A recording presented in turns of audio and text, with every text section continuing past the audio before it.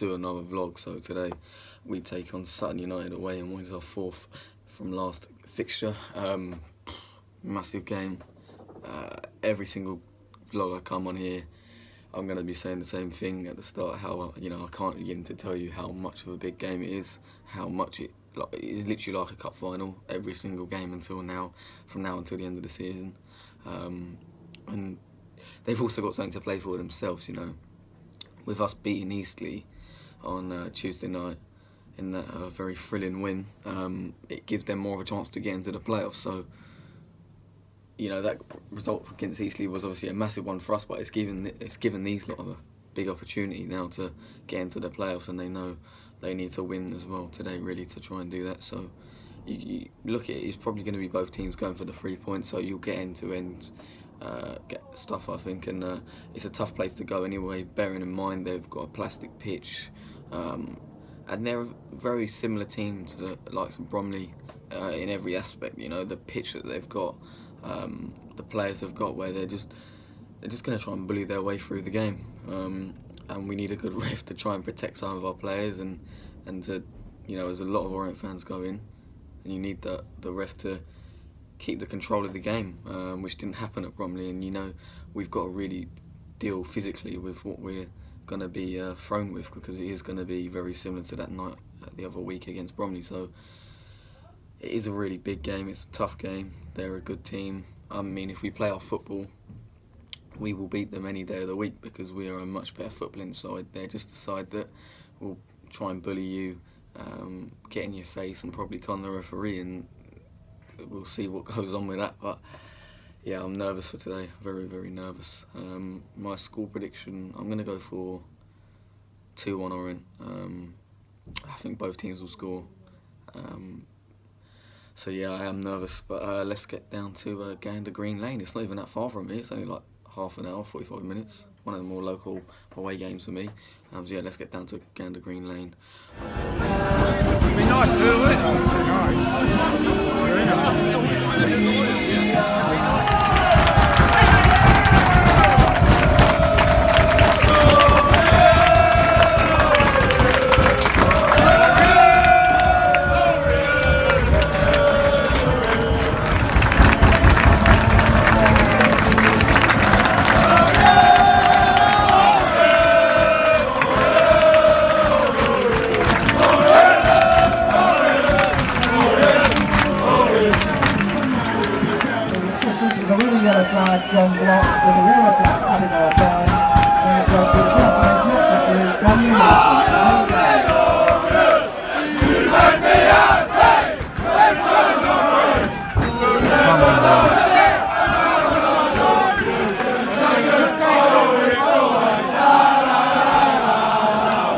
coming off of injury after 14 minutes, and Leyton coming on, so change of formation, I'd imagine. Brophy looks like he's gone to right back, probably 4-4-2. Yeah, for you lot to see the attacking player at the other end this half. Ah, terrible corner. Ooh. Just got some Corona. Might be the first one on target for us. Need a better corner. Good ball.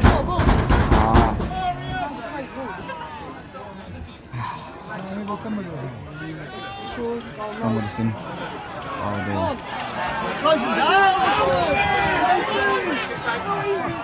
Oh. 5 minutes added on, free kick here. One of the first ones. Good opportunity to put a good ball in the box. Oh, that is... Oh, no. Half time, 0-0. Disappointing half from us. One of those halves where we just haven't showcased what we're about, and that's frustrating because we're capable of a lot more. I think half of it is to do with the pitch. The pitch is horrendous. You know, when you try and play football on the ground, it does come about different. It is frustrating so far. That's the best way to sum it up. Not that they've had anything in the game, it's frustrating. So. But we're capable of more in the second half, especially shooting this way towards our fans. And obviously I'll hopefully get more match footage as well for you. So still reasonably positive of this. Sutton substituted their goalkeeper at half time. I mean, that's pretty strange. He didn't look like he went off of injury. Kick off. Linesman's gone down. He's had a collision with the on in their player. Oh, that is class. He went down. He made the most of that. Look, nothing. Oh my God, he can barely stand up. All he did was get barged to the ground. Oh my word. He's making the most of that. 1-0 Sutton, they've just broke up the other end. So that is terrible. Gone for Gorman. About an hour gone. So good idea. We get here, good position. We need to get a goal soon. There's still a chance to win this game, but we need that goal soon. I think Roma will shoot for that. Oh.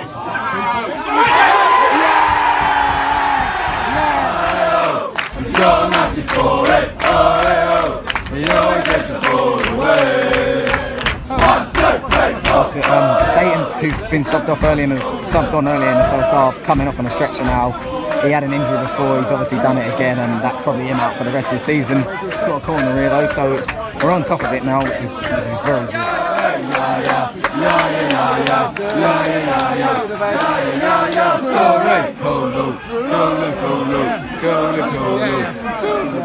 I don't know why their fans singing that. I think it's when their players called Toro, but very funny.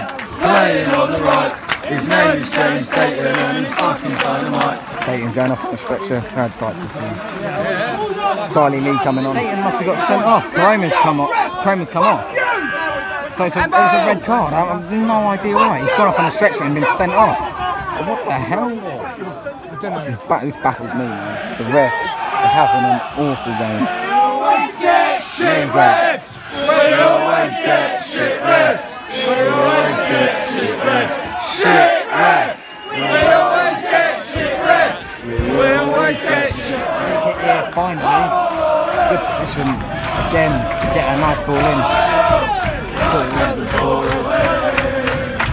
2, 3, 4.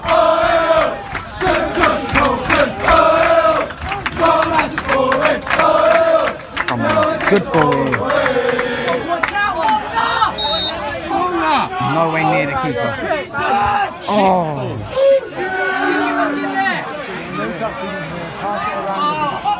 Go on, Come on, Mark. Oh my!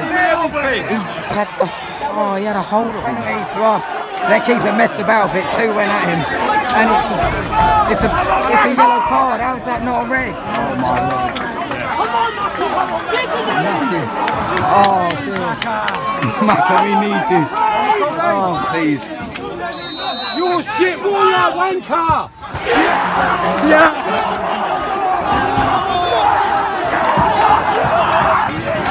Minutes added on now as well. No.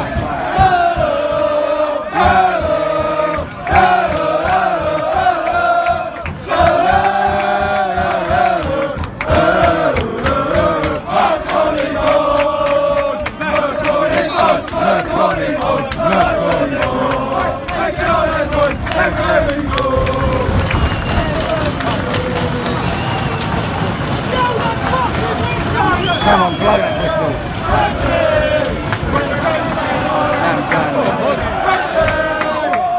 Come on!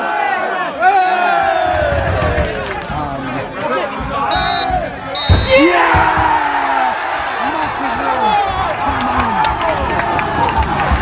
Massive win.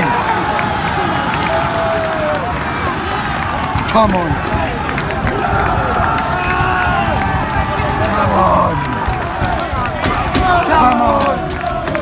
Look at what it means. Come on!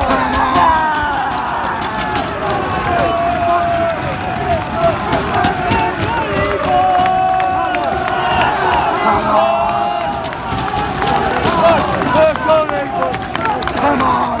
So as you can see, I'm now back from the game, and wow, what a game!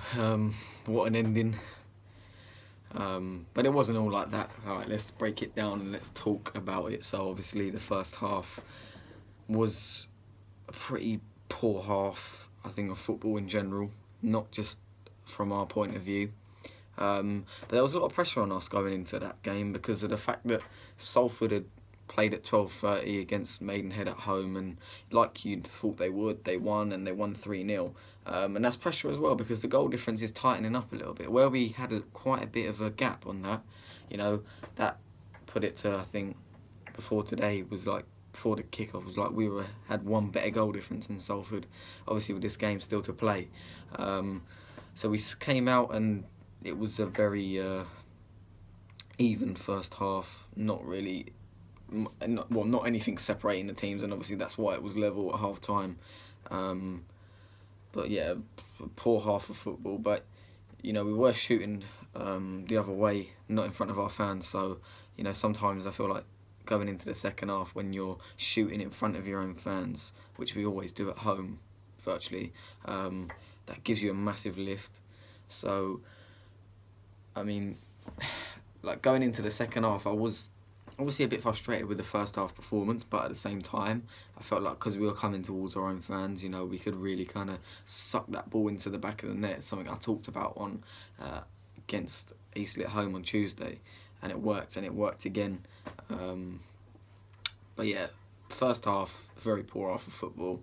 The referee was awful, but that's not the worst of his antics today. We'll get onto that again in a minute. So the second half started. We came out a bit stronger, you know, with a bit more attack-minded, and I think that's because we sort of knew we kind of had to do that, and also with the fact that, you know, we knew about Salford's result, so we wanted a draw would have kept us top, but it had kept us top on goal difference, and you know, you'd rather be the points in front. And then we had a good chance on the left where Widdowson came in, looked like he should have had a little shot, and put the ball across, and they broke away, and they got a goal from it. So I think when you think about it, if Widdowson had a shot, maybe it could have stopped that goal, because if he shoots, he either goes wide, it's a goal kick, you know, it slows the play down, we get a corner, or keeper spills it, you never know, or the keeper just holds onto it and just, you know, just keeps the ball for a bit, and it stops them from going on and hitting the counter attack, and which they did, and they did effectively, and they scored a fairly good goal as well. Good finish from the geezer, to be fair. They're number 10. Just stuck it on wrapped it round Brill's on the right hand far post in the bottom corner, so good goal. Against the run of play really in terms of the start of the second half. It was quite early on in the half though, so but at that point, you know, I was so fed up. You know, that obviously at that point it was where the league's out of our hands at this point, and you know, it was like that at moments on Tuesday night as well. So you know, we knew we've always got a fighting chance, but if you asked me at that point, do I see us winning the game? No, I didn't. I'd have taken a point.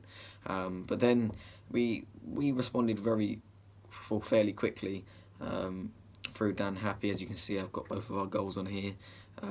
His header. I mean, I have to talk about Sutton's goalkeeper, because that was a real turning point in the game. They made a substitute for their goalkeeper at half time. So the one that played in the first half went off, and then Warner came on in the second half. He was behind the Orient goal. Obviously in the second half, poor geezer got it a bit stick, and I think that's what broke him down a little bit. The ball, but the free kick came in, lovely free kick from Karoma. It might have obviously worked on that in the training ground, where you get one of the centre backs, you know, just peel into that spot on the 6-yard box, and Warner came out. I don't know why he's coming out to try and claim the ball. I don't think he needed to. And then Happy has a free header to tap into an empty net. He was unmarked as well, but that's a, you know, compliment to him, because he lost his marker very well. And I thought at that point, when it was coming towards goal, I was thinking this is going to hit the bar and just go over in it, because I felt like the luck wasn't on our side. And obviously it went in, so that's a big point in the game. We're still, what, 20 odd minutes to play probably. You know, it was a big lift. But we also need to talk about a moment earlier in the game as well. One of the most hilarious moments in the game, and in the game in terms of where I've been watching Orient. One of the most funniest moments, the lino, there's a shoulder barge between Barn and a Sutton player out on the sideline, and the lino's obviously there doing his job running down the line, and Bon ends up colliding with him, and he goes on the floor like he's been absolutely shot. He's laying down, face on the ground, just looks like he's not moving, and it was a little shoulder barge. He literally didn't do any. He didn't look like he did anything. He stayed down for about 5 minutes, hence the 7 minutes injury time. And he stayed down for about 5 minutes, got treatment, and was holding his arm and his head. And I was just, what are you doing? It's a little shoulder barge. If you're out on the pitch and that happened, my God. I mean, the fans obviously ripped him to pieces, especially our fans, for that. I think it was pathetic, really. I mean, I don't know what happened there. And then obviously you got a new liner come on, and he was probably even worse than that one. But yeah, going back to the actual game, it was 1-1 at this point, and still fairly long amount of time to play. And at this point, it's really kind of nervy because both teams have to go for it for different things. You know, we had to go for it for obviously for the fact that we want the 3 points to put us on top by 2 points. They wanted the points to try and give themselves a fighting chance of the playoffs still. And in the end, their keeper came back to them. Matt Harold and Bond pressed him very well. I don't know what he's doing. The keeper the ball comes to him and he starts doing some kick-ups. And I'm thinking, all right, hold on a minute. You've got Bond coming from this side, Harold coming from this side, and they're both going inwards. And Bond ended up nicking the ball off him. He hit the post, but the keeper took out either him or Harold in the process, and we got a penalty. And this was, what, 90th minute, 89th minute? And Bond steps up. I mean, the amount of pressure that's on him, you know, at that moment in the game, what's actually up for grabs, and he slots it away. He has ice running through his veins, that geezer, I swear. You know, he's had, what, I think 10 penalties for it, and he scored 9 out of 10, so he literally does score 9 times out of 10 from the spot. And he's, I mean, when you need him the most, he popped up with the goal. The pressure, like I say, on him then was immense. You know, with us fans behind the goal, he was looking so nervous probably. And then he slots it away, and the scenes after it are absolutely fantastic. Some of the best I've witnessed. You know, it's got to be up there with one of the best away days of the season, in terms of how it ended, and the atmosphere at the end and everything was just absolutely crazy. And we had 7 minutes to hold out from after that point, so there's still time in the game for Sutton to get an equaliser for themselves and really, you know, dampen the mood in the away end. But Bon and Harold, again, they were absolutely fantastic, holding the ball up in the corner, both of them. They must have won about 4 or 5 fouls between them as well. Held it up very nicely, and Sutton didn't even really get allowed to, you know, cross their own half, and that's exactly what you want. But to hold it up for 7 minutes like that was class, and I can't do anything other than, you know, applaud them, really. So that was magnificent. The full-time whistle went. Everyone's just relieved, you know, now that we've actually got the 3 points with 3 games to go, with 2 points ahead of Salford and 3 of Solihull, who snatched a late winner today against Havant or Louisville at home, that result ended up sending Havant down. So all the shot have gone down, Havant have gone down, all the bottom 4 they're all down. But now, yeah, it's getting interesting, isn't it? 3 games to go, 3 cup finals to go, massive games.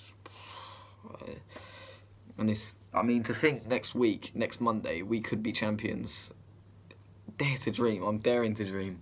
But like I said, there's a lot of tough games between now and the end of the season. Even with 3 games to go, it feels like we still got half the season left, because literally every game is like a cup final. It is so tense. It's horrible. But hopefully in the long term it will be one that you can look back on and really enjoy. But it's a massive 3 points today on a horrible pitch, you know, with a ref. Oh yeah, I didn't even get to Dayton's red card. We played last 15 minutes with 10 men for some reason. Dayton was getting stretchered off because he'd done his ankle. He threw his boot on the ground because he knew, you know, he was he's just come back from injury. He's been injury riddled since he's signed for us, and he threw his boot on the ground or his shin pad or something in frustration of, you know, knowing that he's obviously, I think the club said he dislocated his ankle, knowing that he'd done that, and that's obviously his season done now. And the ref sends him off for either dissent or for chucking it towards the ref or whatever, when it completely wasn't. So that was just crazy. And at that point, you know, I thought, no, we're never going to win the game here, and that's what we were going for. But to win the game with 10 men as well was amazing stuff, and one of the worst pitches as well in the league. But I know and I appreciate this outro has been extremely long. I can see it here, it's almost 11 minutes. That is a very long time, and I do apologise for that, but there's a lot to talk about in this game. Also, I got my score prediction right as well. When I go for the 2-1 Orient, I tend to get that bang on, so I might keep going with that, and it might produce the magic until now in the end of the season. But that's it for this vlog. Please like, comment and subscribe, and I'll see you at home to have Harrogate on Good Friday. Up the O's.